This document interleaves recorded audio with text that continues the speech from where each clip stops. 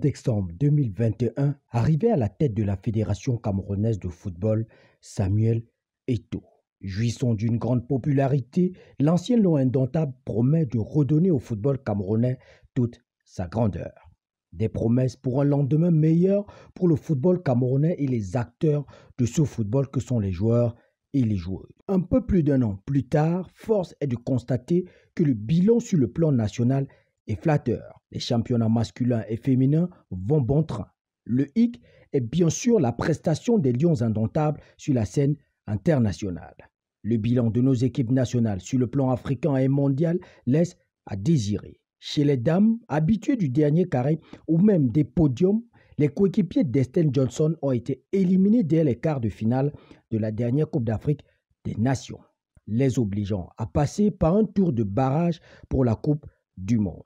Barrage dont le Cameroun se verra éliminé par le Portugal au terme d'un match qui ne restera pas dans les annales. Le Cameroun ne jouera donc pas sa troisième Coupe du Monde consécutive. Chez les hommes, l'addition est beaucoup plus salée. Et même si la victoire en Coupe du Monde face au Brésil n'enlève pas le bilan négatif du Cameroun. Éliminé au premier tour du CHAN par le Niger, éliminé à la CAN 2023 au stade Omnisport de Yaoundé par le Gabon, un point pris lors de la double confrontation contre la Namibie avec à la clé une défaite lors des deux derniers matchs de qualification pour la Coupe d'Afrique des Nations Côte d'Ivoire 2023.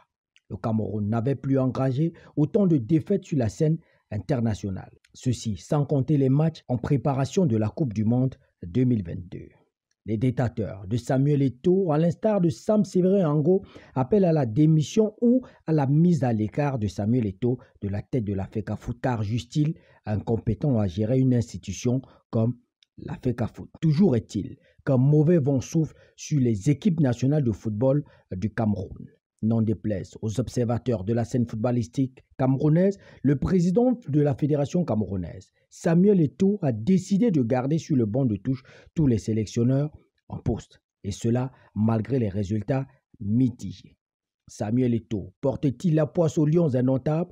Pour ou contre? Vos réponses sont entendues en commentaire. À très vite sur IGL Event. Audio Jungle.